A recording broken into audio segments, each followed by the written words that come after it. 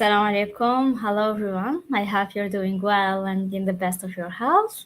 And welcome in a new session of the Generative AI series sessions. But today we're going to talk about the AI agents. So just like to have a small introduction, just like let's have or let's imagine a world where the AI is not only to understand our language, but can also act and do some, or let's say perform some instructions, plan trips for you, write code for you, for developers, and even can design some complex things in electronic or mechanic and so on. So this may be a little bit crazy, but in this world, it's just, let's say, currently it's closer than ever before, and it's closer than we think. And this is thanks to the rise of the AI agents. So we've all seen the impressive feat of, let's say, tools like ChatGPT.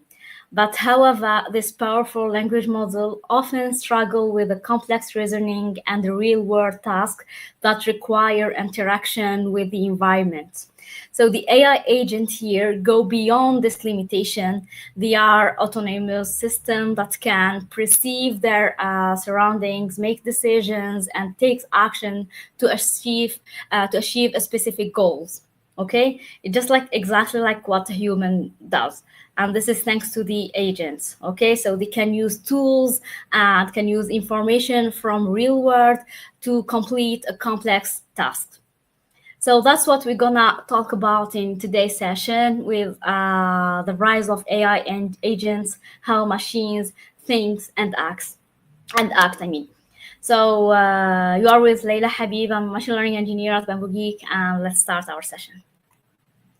But to understand the AI agent and to, let's say, to clarify the idea for you, it's crucial to first grasp the concept of foundation models and particularly, let's say, with large language models. So these models here trained on a massive data set that have shown remarkable abilities in understanding and generating a human language. If you can take the GPT, those used for the chat GPT, for instance, it can hold a conversation, write a different kind of creative content, and even answer your questions in an informative way, drawing from its vast knowledge base, because as mentioned, those large language models are trained in a very massive data set, a very huge data sets. So it's testament to how far the large language models came. However, even the power of those large language models, like ChatGPT, have some limitations. So while they excel in intuitive and reactive tasks, they often fall short when faced to complex problems that require reasoning, require planning, or even an interaction with the real world. So, for example, just like imagine asking ChatGPT. I'm just like using the example of ChatGPT because I believe that a huge number of people, even non-tech people, use it before. So it's a famous tool that represents the use of large language models. So just like imagine yourself, you're asking ChatGPT to plan a family trip to a specific place, let's say Santorini or any place. So while it could suggest the popular tourist attractions or provide the historical information about this place, but it wouldn't be able to check real-time flight prices.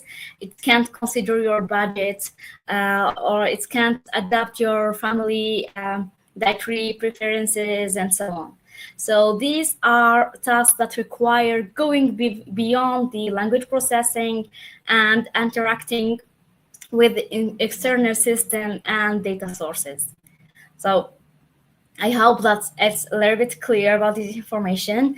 Large language models are very huge, are massive. They kind of have all the information that are present. Let's say this is just like I'm saying it, but it may have all the information that are present online, but it's still limited. It still cannot do some things that require some external systems. You cannot ask, for example, ChatGPT about something related to your company as long as it's private. It's not represented, or it's not present online. Okay, so those external things or external data sources cannot be accessed with the large language model, especially if they are private. So here comes some of the limitation of the use of ChatGPT or using the tools that can use large language models. And building upon the foundation of large language model, we now step into the realm of agents. So it's essential that an agent is anything that can perceive its environment and act based on it.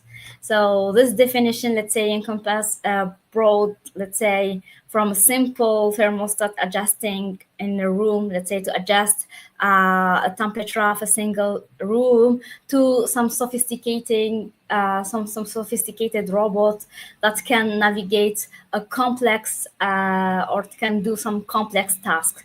Okay, so let's consider a relatable example. Sometimes when you are leaving, let's say experiencing, you are, let's say, just like you are leaving your home, you're going out, and then once you put your feet out there, you just like start testing the humidity and see the sky out there. So if you can feel this humidity and you can find that the sky is full of clouds, so you anticipate that it might rain. Okay, so here in this case, you just like go back home and pick up an umbrella. So in this scenario, you are acting as an agent. So you perceive your environment, which is the humidity, the cloudy sky, and based on your knowledge and experience, because it's not the first time that it will rain, it's not the first time that you're having some humidity and cloud in the sky. So here you do have some knowledge, you do have some previous experience, so you can make a decision to take an umbrella. So this is a simple illustration that highlight the core principle of an agent behavior.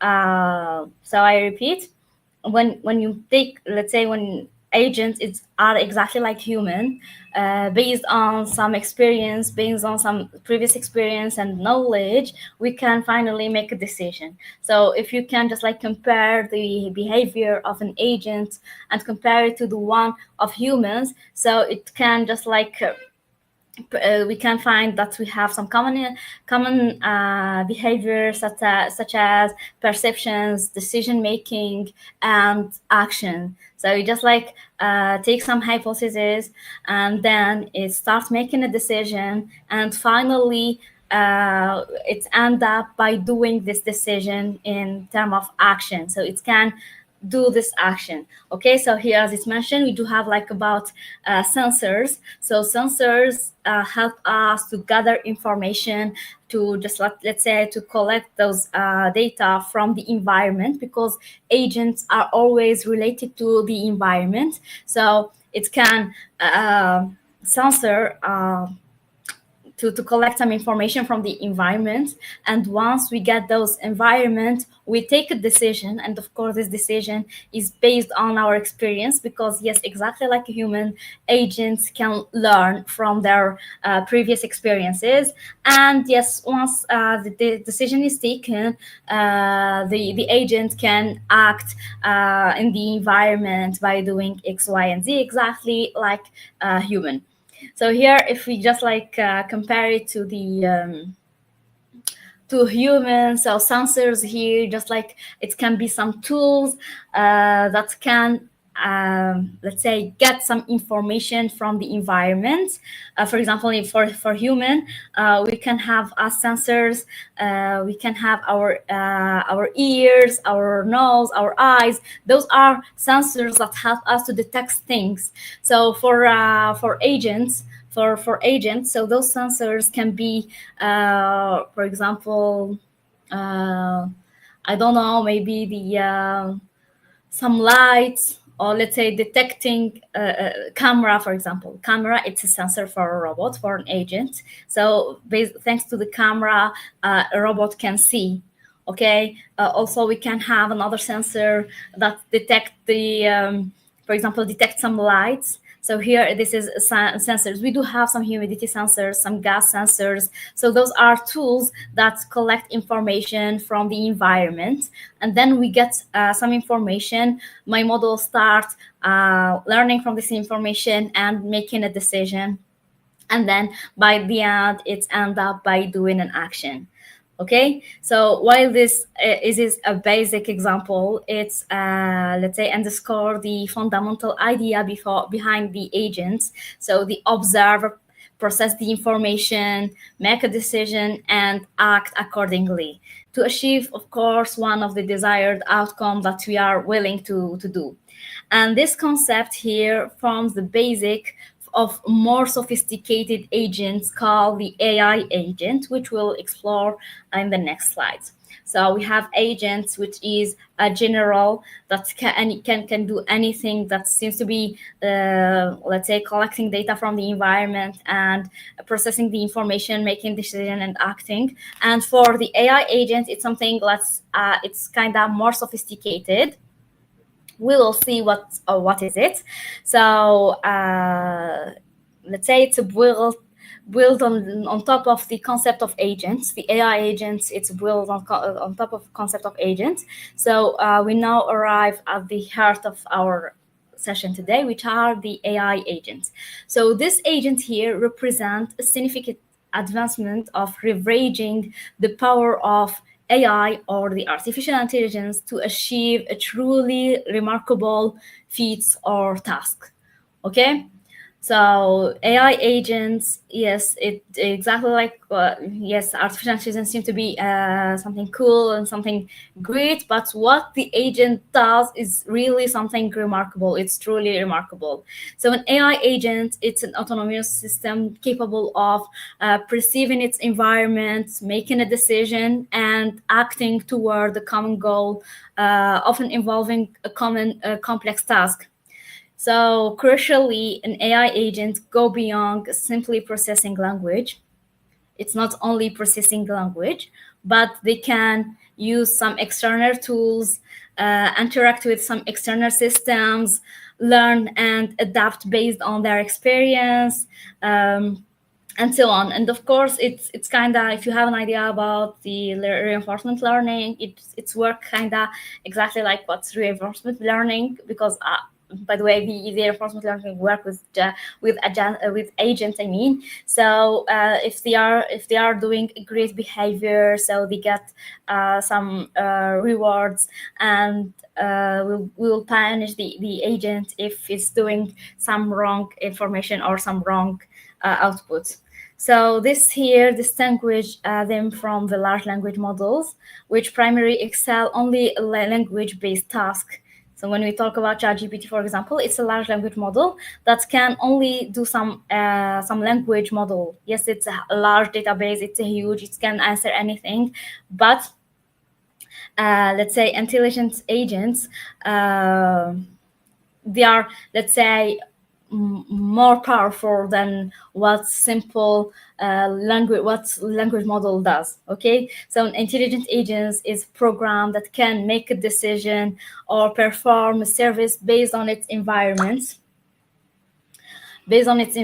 So user input, we have, like, let's say here, user that can input something, request or something, and then this program can use to gather information on a regular basis using large language models, using some external tools and so on. So those information can be from a stored database or vector database and so on, and then to finally get an we can also add some customized models here to finally get an action or get an output.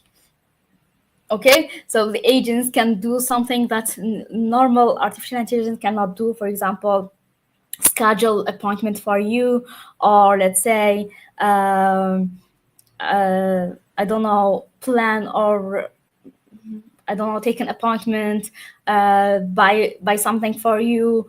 Let's say all those things that we really, let's say, so far what do you have, just like it's required the user experience or user doing that.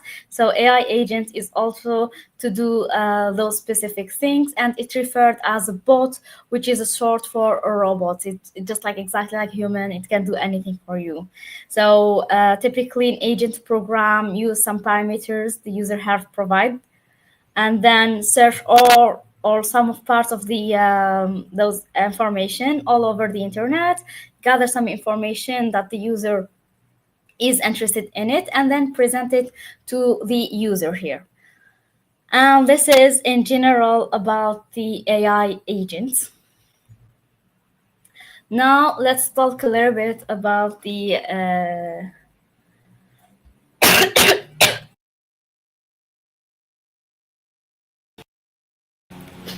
sorry. Now let's talk about the agent feature. We have a solid understanding of what an AI agent are. So now we can explore the features that make some of those agents so transformative. And we can start with the autonomy. So this is defining the characteristic of an AI agent. They operate independently, making a decision and taking actions without the consent of a human intervention. So, for example, an AI travel agent that can autonomously book the flight and hotel based on your preferences, freeing you from the doing this task manually searching a lot of hotels and a lot of files. So the agent start knowing you well, and based on what information he gathers about you, he can now be able to book flight for you, to book the hotel for you. The second point we have here, learning. So an AI agent can learn from their experience and improve their performance over time. And this learning ability is often powered by the reinforcement learning techniques. So where agents learn by doing some trial, doing some error, receiving some rewards. As we mentioned previously, the agents receive rewards for successful actions, and this enables them to adapt to new situation and become increasingly effective in achieving their goals. We have here for the third point, the goal-oriented behavior. Here, the AI agents are driven by specific goals.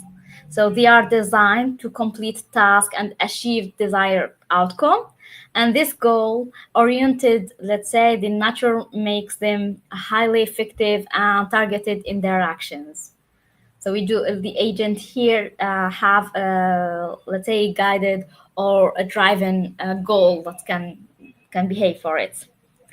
The fourth element is to interact with the environment. So, unlike the large language models that primarily operate within the context of language, so AI agents can interact with their environment, whether it's a physical environment like a robot navigating a space or a digital environment, let's say example, like an agent accessing information from website or database, for example.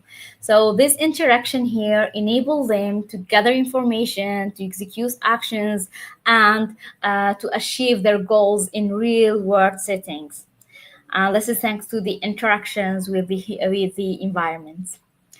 Then we have also reactive and proactive here. So the AI agent can exhibit both reactive and proactive behavior. They can respond to changes in their environment and anticipate the future events to take the primitive actions. For example, an AI agent, let's say, managing a smart home and can react to a sudden temperature drop by adjusting the temperature. Okay, so if it's cold out there, so it can, I don't know, it can automatically turn off the fan and so on. So this is about the an example of an intelligent agent managing smart home. And it can also learn, let's say I don't know, for example, it can know, the agent can know the time that you arrive at your home so that it can preheat your home for you before you arrive. So this agent can manage everything smart in your home. It just like it, always think about it as a robot that can serve the humans. Fine. We have also the multi-agent systems. So in some scenarios, the multi-agent systems can collaborate to achieve a common goals. And this is known as the multi-agent system, where an agent communicate, coordinate, and share information to solve a complex problem that would be challenging for a single agent to handle. Let's say any cooperation, or let's say coordination between a group of agents there. I don't know. Imagine a group of agents, a team of AI agents working together to optimize some complex things. I don't know. For example, we can take the example of the traffic flow out there. So we can have a group of agents collaborating together, working together, just like to work or to optimize the traffic flow in a specific city. So here, each agent is managing a specific instruction or specific task and communicating it with the neighborhood agent to ensure a smooth traffic movement. And of course, this is one of the example. So we always can use those multi-agent systems. Let's say when we have those complex tasks. We have also the personalizations, which can personalize, let's say, to cater individual needs and to, let's say, based on the preferences. And this ability stem for their learning capabilities and their access to the user data.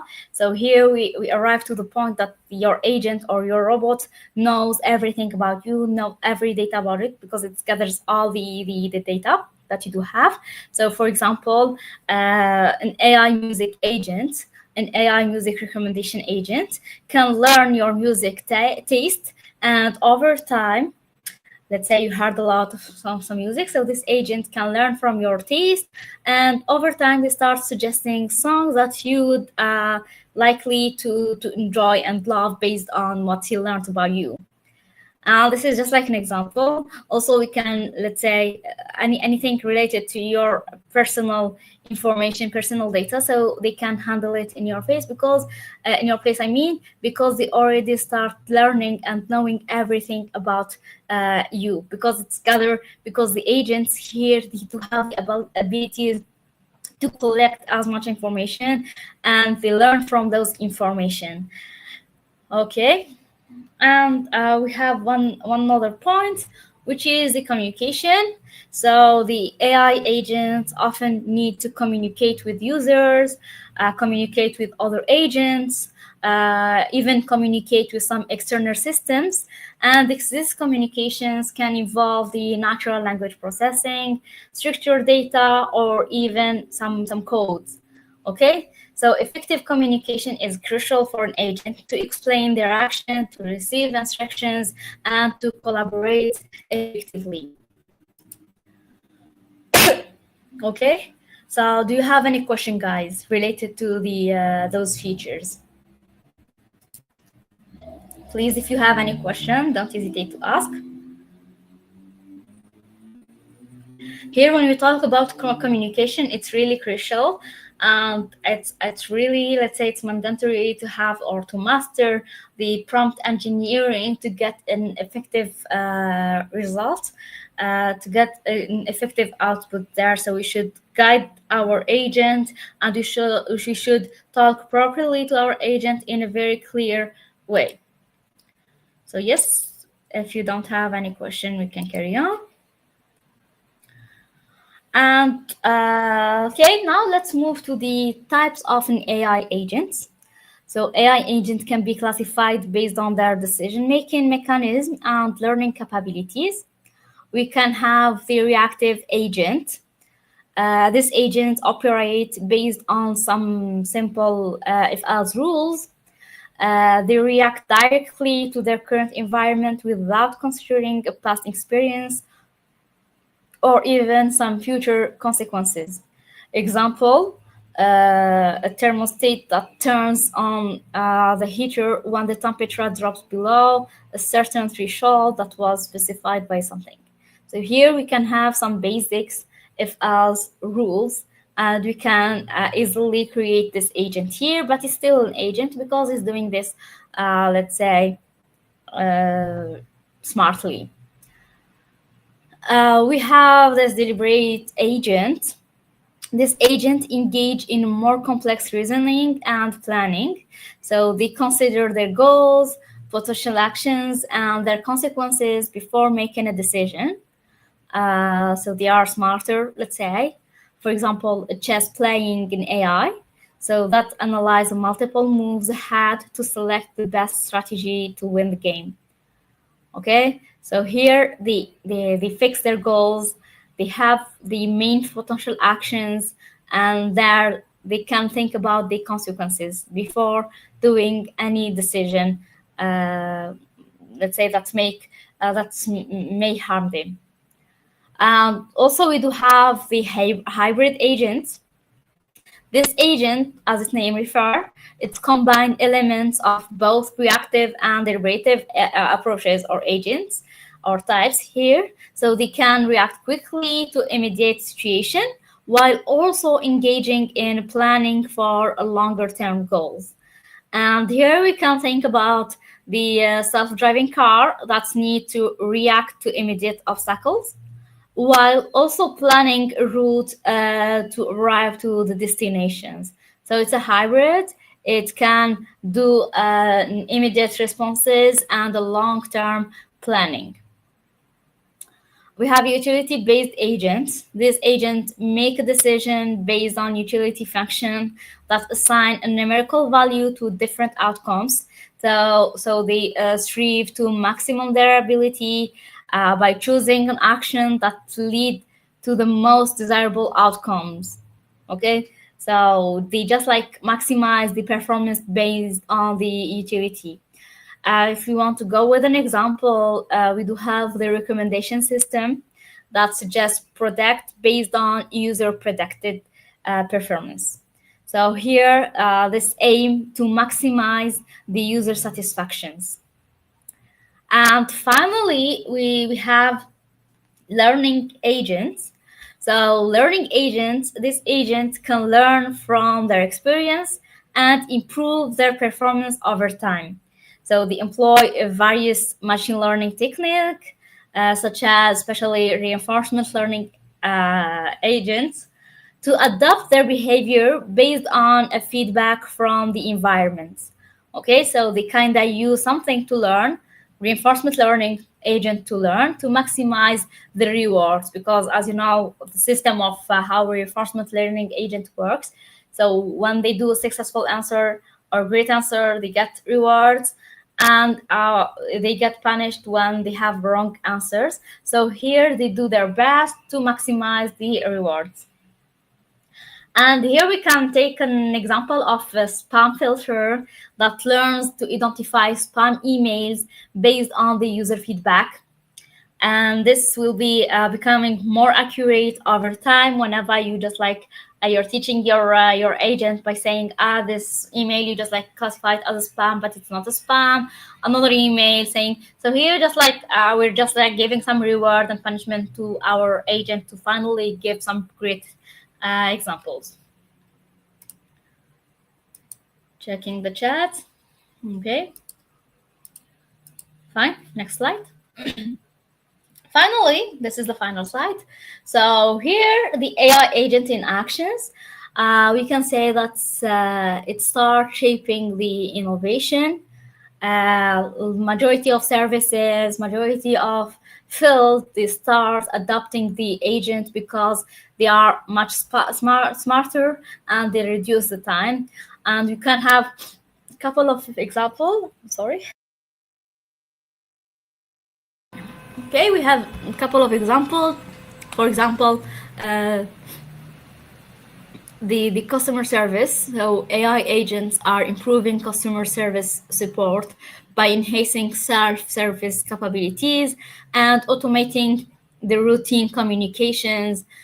So we have, like, let's say, over half of service professionals report significant improvement in the customer interaction, reducing the response time and boosting the satisfactions of the user.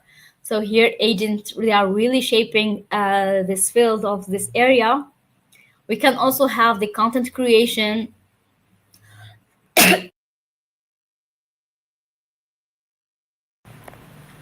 So here, the agentic AI can help quickly create a high quality, personalized marketing content. So generative AI agents can save marketers an average of 3 hours or even more per content piece.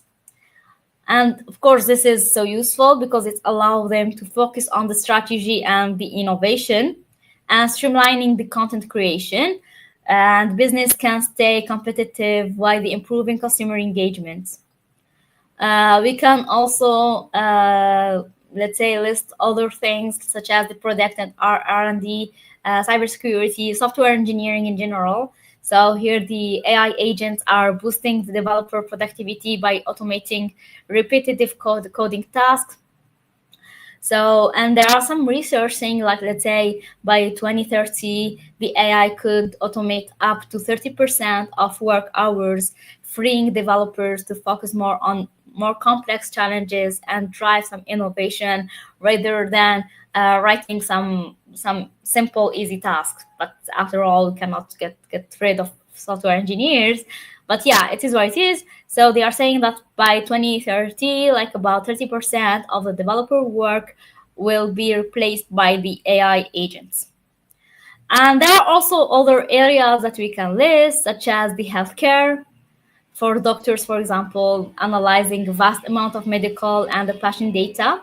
So here, AI agents can still crucial can, let's say, collect some crucial information to help the doctors make a better informed care decision, automating the administrative task, capturing some clinical notes for some specific patients appointment, reduce the time consuming and some repetitive tasks, and here allowing the doctor to focus on, let's say, I don't know how you call it, but we can say developing a doctor patient connections.